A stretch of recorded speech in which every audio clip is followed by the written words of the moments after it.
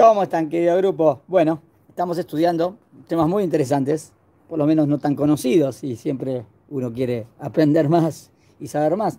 La historia es muy importante para entender todo, o para entender cómo Dios también maneja las cosas, o para entender al ser humano, cómo funciona el ser humano, porque existe el libre albedrío.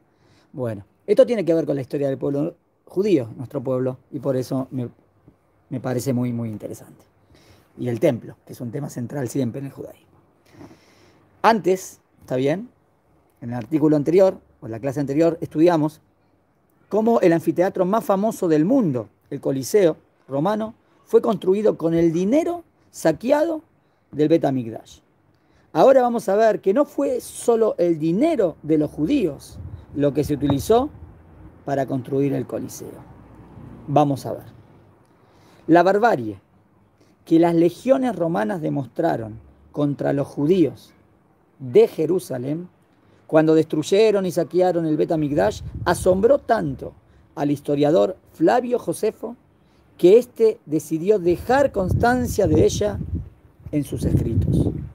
No tuvieron matanza más cruel los judíos entre todas cuantas padecieron como esta. O sea, fue tan trágico, Flavio Josefo, que era un gran historiador, quiso que quede bien claro y bien plasmado, que se sepa lo que había sucedido.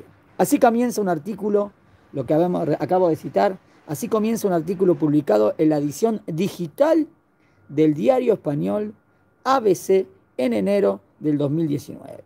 Escrito por el periodista e historiador Manuel B. Villatoro. Flavio Josefo relata que en total 1.100.000 judíos, 1.100.000 judíos en esa época era un número gigantesco, fueron asesinados en la caída de Jerusalén. Lo que Villatoro denomina el holocausto olvidado, miren el título del artículo, el holocausto olvidado del emperador Vespasiano. El artículo se enfoca principalmente en el amargo destino y el horrible final de los sobrevivientes de ese genocidio. No solamente solo los que murieron, sino y cómo terminaron los sobrevivientes. El significado de la palabra monstruo. ¿Saben qué significa la palabra monstruo? Josefo cuenta que Tito capturó 97.000 prisioneros judíos y los llevó a Roma. El profesor Luis Feldman explica que los hombres adultos eran llevados para trabajos forzados. Las mujeres y los niños menores de 17 años eran vendidos como esclavos. Y los más débiles eran usados para los juegos del circo romano. Tremendo, tremendo. Estos eran espectáculos sangrientos donde los miserables prisioneros eran sacados de la arena y tenían que luchar entre sí hasta la muerte. O enfrentarse a gladiadores armados o animales salvajes que los romanos habían dejado sin comer por varios días. O sea, imagínense, el animal ataca y destruye y lo mata. Salvajes. Eso es un espectáculo. Qué tremendo. El espectáculo consistía en ver ancianos, mujeres, niños, tratando de escapar por sus vidas o luchando desesperadamente contra las bestias salvajes en una batalla que obviamente siempre perdían. O sea, mi hija no entiende qué tipo de espectáculo, a qué persona le quiere ver algo así. Y ellos iban, era como ir al teatro, como ir al cine, un espectáculo. Ver morir gente. Por lo general, la muerte de las víctimas no era rápida, pero el lento desmembramiento, el derramamiento de sangre, los gritos desesperados, las agonías de las víctimas, era el plato fuerte del espectáculo que esos monstruos humanos, acá viene la palabra monstruo, porque son monstruos para hacer eso, disfrutaban. Para disfrutar de eso hay que ser monstruos. Flavio Josefo cuenta que Tito festejó con esplendor el cumpleaños de su hermano, en cuyo honor ejecutó una gran cantidad de prisioneros judíos en el circo de Quesaria. En las palabras de Josefo, el número de los que perecieron luchando con las fieras o abrazados por el fuego alcanzó ese día más de 2.500. 2.500 personas murieron en un anfiteatro. ¿Qué es esto? No es que es una guerra, murieron un montón de personas ahí. El precio de un esclavo judío. Los esclavos eran muy comunes en Roma y se comercializaban como animales en el mercado.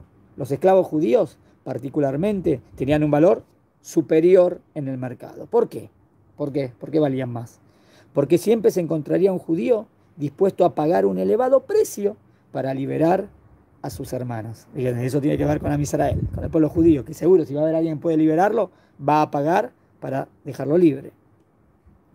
Una de las misbot más importantes que existen en la Torá, que tiene prioridad sobre cualquier otro precepto, de todas las misbot tiene prioridad, se llama en hibrit Pidyon Shebuim, rescate de las personas prisioneras, o rescatar a los prisioneros. Pidyon es rescatar, Shebuim es prisionero. Los sabios cuentan decenas de historias sobre este tema. Una de las más conmovedoras es la famosa historia que cuenta Rabbi Yoshua ben Hanania. En una de sus visitas diplomáticas a Roma, escuchó de un niño judío capturado por los romanos. Rabbi Ishmael se acercó a la prisión donde tenían a los cautivos y dijo en voz alta la primera parte de un versículo de Yeshayahu. En voz alta, un versículo de Isaías. A ver si escuchaban. A ver, bueno. 42, 24. Que dice: ¿quién dejó que el pueblo judío fuese oprimido y humillado? Entonces escuchó que desde adentro de la prisión un niño completaba el pasuk. Ha sido Hashem, contra quien hemos pecado y cuyas ordenanzas no quisimos seguir. Fíjense, el niño se sabía el pasuk de memoria. Antes estudiaban y tenían todo en la cabeza, todo el Tanaj. Y le citó el pasuk. Y el pasuk decía, tenía que ver con lo que pasó y por qué nos pasó esto, pero también reconocía, porque abandonamos el camino de Hashem. Teshuvá eso, ¿no? Arrepentimiento del corazón. En ese momento, Rabbi Yoshua dijo: estoy seguro que este niño será un gran sabio en el pueblo judío. Y decidió pagar lo que fuera necesario para rescatarlo. O sea, él dijo, de aquí va a salir un gigante. Y así fue. Rabbi Yoshua desembolsó una fortuna para liberar a este niño que con el correr del tiempo se transformó en uno de los sabios más grandes de Israel. Rabbi Ishmael, ¿está bien? Ben Elisha. Rabbi Ishmael ben Elisha. Los romanos conocían esta debilidad del pueblo judío y esto que ocurrió con Rabbi Yoshua pasó miles de veces con otros esclavos judíos. Por eso lo vendían a más dinero y seguro que iba a venir el yudí que lo iba a rescatar. Ahora vamos a, esto también es innovador. O sea, sabíamos que le hicieron el Coliseo con dinero que viene del Bet HaMikdash, que robaron en el templo, pero la mano de obra judía. El profesor Feldman explica que la venta de esclavos judíos resultó tan lucrativa que fue una de las fuentes de ingreso más importantes para financiar la construcción del Coliseo. Y más allá, o sea, que con ese dinero, vendiendo a los esclavos, también financiaron el Coliseo. Y más allá, Filiatoro agrega otro dato fundamental sobre este punto. El Coliseo romano no solo fue construido con fondos judíos, sino que también fue construido con mano de obra judío. Cito al periodista español. Según explican todo tipo de historiadores, el último destino de los reos judíos no fue mejor. Y es que 12.000 de ellos, 20.000 según otras fuentes, fueron enviados a Roma para terminar de levantar el Coliseo con su trabajo. Así lo confirma, entre otros, el investigador español José María Zavala en su obra Las páginas secretas de la historia. Vespasiano empezó a levantar el Coliseo en el año 69 de nuestra era y Tito lo terminó 12 años después. En realidad fueron 4 años de intenso trabajo con la ayuda de 12.000 judíos cautivos llevados a Roma por Tito tras la conquista y destrucción de Jerusalén. Filiatoro también describe el horror o el horror final. ¿Cómo recompensó Tito a los esclavos judíos que le construyeron el Coliseo? ¿Cómo lo recompensó? Los usó para el circo. Seguramente durante la inauguración del Coliseo, donde los pobres esclavos judíos perecieron luego en la arena, devorados por las fieras en los juegos públicos. Así pagaba el César a sus deslomados esclavos. Creo que esto nos hace pensar mucho, ¿no?, sobre la naturaleza del ser humano, no necesariamente que sea mala, pero el ser humano puede ser muy bueno y el ser humano puede ser muy malo. Es aquí el libre albedrío, ¿no? Pero Y para eso viene la Torá, ¿no? La Torá viene para formarnos, para formar buenas personas, para formar una buena sociedad. Esto en el judaísmo no podría existir nunca. Nunca. Imposible que exista algo así. En el judaísmo nunca podría existir un holocausto. Los judíos nunca podrían hacer algo así. Imposible.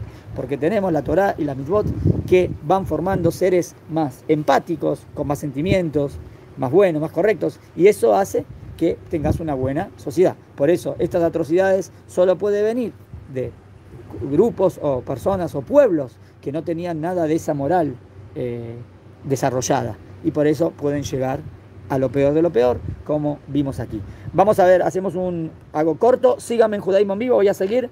Vamos a ver, si tengo tiempo, 2 artículos más. Uno muy profundo que tiene que ver con otro tema, van a ver, muy profundo, y también con esto. Ya seguimos.